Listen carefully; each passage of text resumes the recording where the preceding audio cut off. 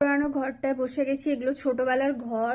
আর এইগুলোতে যখন ছোটবেলার ঘরগুলোতে যখন পাঠাই, তখন কিছু শয়তান আছে ও যে বলে हम लोग तो हमारी लाइफ में शहजादा है, এরকম করে করে বলে। আসলে মানুষ কোন জায়গা থেকে কোন জায়গায় ওঠে সেটা মানুষ দেখে না। এত কিছু করেছি, একটার পর একটা করা, একটার পর একটা, সেটা দেখে না। ছোটবেলার জায়গাতে যখন নতুন ঘরে তো দিই, ভিডিও দিই, পুরাতন ঘরে যখন ভিডিও দিই এরকম, তখন এক্ষুনি এসে এক্স ওয়াই জেড বলে না, কিছু পাগল আছে এসে পিং করে খোঁচা মারবে, দেখবে তোমার আগের মতো ফিলিংস আছে কিনা। তারা তো কেউ না, তাদের সঙ্গে আমার কোনো ফিজিক্যাল কন্ট্যাক্টই ছিল না।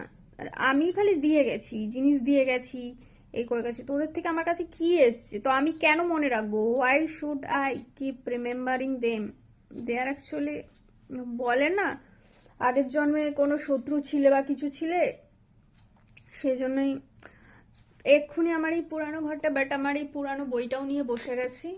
পুরানো ঘরের ভিডিও যখনই ছাড়বো তখনই এসে আমায় পোক করবে। মানে ওদের সবসময় চাই যে আমি একটা হাই ফাই ঘরের ভিডিও সারাক্ষণ দিতে থাকি, তবে গিয়ে তারা আমাকে অ্যাকসেপ্ট করবে। তাদের আবার 14খানা বউ, এদিকে 4টে গার্লফ্রেন্ড, ওদিকে 10টা বউ, ওদিকে 5টা গার্লফ্রেন্ড, এরকম। মানে তাদের সবকিছু সহ্য করতে হবে, তারপরে তারা মনে মানে আমাকে নালে ধমকি দেবে, বিয়ে করবো না, খেতে দেবো না।